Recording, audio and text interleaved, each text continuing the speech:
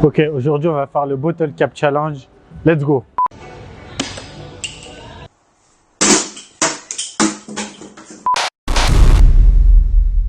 Bienvenue sur AW Coaching. Aujourd'hui, on va parler du dos et on va voir 3 techniques exclusives pour muscler votre dos, à savoir un dos plus large, plus épais, bref, la totale. Mais avant cela, n'hésitez pas à liker la vidéo, à partager et à vous abonner si ce n'est pas encore le cas. Action! Ok, le premier conseil pour le dos, souvent on a tendance à travailler en bilatéral, c'est-à-dire les deux côtés à la fois et ne pas trop travailler en unilatéral parce que ça prend plus de temps et c'est un petit peu plus pénible, c'est vrai. On a vu pour les pectoraux que travailler en unilatéral pouvait être terriblement efficace.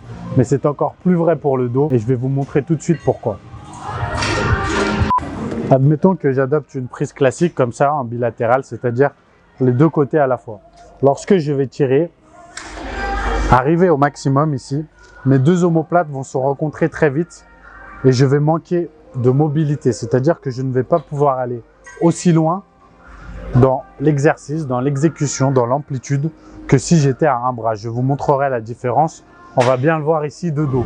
Vous voyez ici, je suis bloqué par la mobilité. Forcément, je ne peux ni incliner le buste sur un côté, pivoter le buste, pardon, ni aller aussi loin que je serais allé en unilatéral. Admettons que maintenant je travaille en unilatéral, c'est-à-dire un seul côté à la fois. La grosse différence, c'est que je vais pouvoir avoir beaucoup plus d'amplitude, plus de mobilité au niveau de l'omoplate et en pivotant mon buste, aller donc beaucoup plus loin dans le mouvement. Je vous montre tout de suite.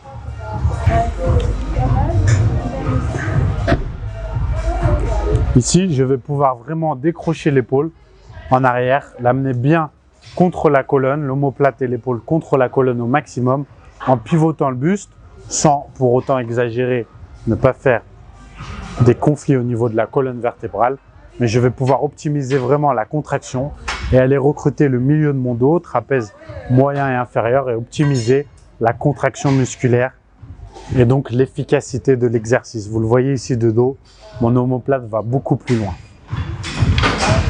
Le deuxième conseil rejoint le premier. Le fait de privilégier l'unilatéral va permettre d'avoir plus d'amplitude sur un tirage aussi, mais aussi de plus se concentrer sur l'exécution, d'améliorer le recrutement moteur puisque je n'ai qu'un côté à me concentrer à la fois. Mais retenez aussi que l'homme, avec un grand H, est un être plutôt unilatéral. On marche toujours, par exemple, un pied devant l'autre et non les deux pieds en même temps. On est donc beaucoup plus fort, beaucoup plus efficace lorsque l'on travaille un côté à la fois. Privilégiez donc lorsque vous voulez développer un muscle, surtout un point faible, le travail en unilatéral.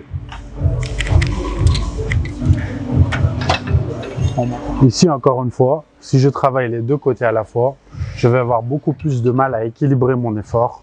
Je vais être limité dans l'amplitude et un côté va forcément prendre le dessus sur l'autre puisque l'on a toujours un côté plus fort que l'autre. Si maintenant je passe sur le travail d'un seul côté, je peux optimiser la contraction déjà en me penchant légèrement sur le côté pour aller recruter au maximum mon dorsal droit, aussi avoir plus de force et un meilleur recrutement moteur. Si vous n'avez pas cette machine, vous pouvez très bien prendre une poulie et placer une poignée dessus pour l'effectuer en unilatéral. Le conseil que l'on a évoqué précédemment s'applique aussi au mouvement avec haltère, pas seulement sur machine et poulie. Par exemple, le rowing avec haltère sera plus efficace à un bras, rowing à un bras, au G, le bûcheron, cet exercice, parce que vous aurez beaucoup plus d'amplitude, une meilleure adduction des omoplates, donc vous pourrez plus resserrer les omoplates contre la colonne à un bras plutôt qu'avec les deux. Autre chose qui perturbe énormément le travail du dos et donc l'efficacité des exercices que l'on effectue, c'est la tendance que l'on a à tricher lors de l'exécution, c'est-à-dire à se balancer de haut en bas ou d'avant en arrière. Il faut donc choisir des exercices qui vont vous placer en sécurité si possible. Par exemple, vous pouvez effectuer le rowing à un bras de cette manière. Et une fois lourd, vous allez avoir tendance à beaucoup vous balancer et à tricher.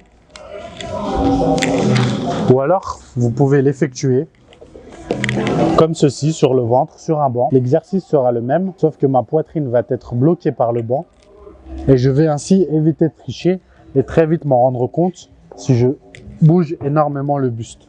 Ma position restera ainsi stricte et mon travail sur le dos sera optimal sans mouvement parasite. Un autre exemple, si vous ne voulez pas travailler en unilatéral, je peux effectuer le rowing avec haltère comme ceci. Et alors, une fois lourd, je vais avoir tendance à relever énormément le buste, ce qui va me faire tricher. Ou alors, je peux l'effectuer Comme ceci, la poitrine posée sur le banc, ce qui va me donner un repère pour ne pas tricher, puisque bien sûr, si je décolle la poitrine, eh bien je triche. Le mouvement va ainsi être beaucoup plus strict et donc beaucoup plus efficace. La dernière technique est sans doute la plus évidente pour vous, mais pourtant c'est l'erreur la plus commune en salle de sport lorsque l'on travaille le dos et c'est la plus importante à appliquer pourtant si vous ne le faites pas actuellement. Donc retenez bien ce que je vais vous montrer maintenant et vérifiez qu'à chaque exercice de dos vous vous concentriez bien sur ce point. Si vous ressentez vos biceps sur les exercices de dos, ce n'est absolument pas normal. Vous devez tirer avec les épaules en premier et non avec les biceps. Regardez. Première erreur, je tire avec le biceps, comme ceci. Vous voyez que mon épaule ne décroche pas en arrière, mon omoplate ne va pas vers l'arrière. Je fais tout l'effort avec mon biceps. Regardez où s'arrête mon coude et mon épaule. Maintenant, la grosse différence, si je travaille vraiment avec le dos, non avec les bras, et que je tire en premier avec l'épaule. Mon épaule s'enclenche directement vers l'arrière, mon omoplate se resserre contre l'autre et j'amène le coude beaucoup plus loin derrière. Mais le mouvement ne doit pas partir du coude encore une fois, mais de l'épaule. C'est la différence entre faire une flexion de l'avant-bras sur le bras et amener l'omoplate loin derrière. Je vous remonte ce qu'il ne faut pas faire et maintenant ce qu'il faut faire.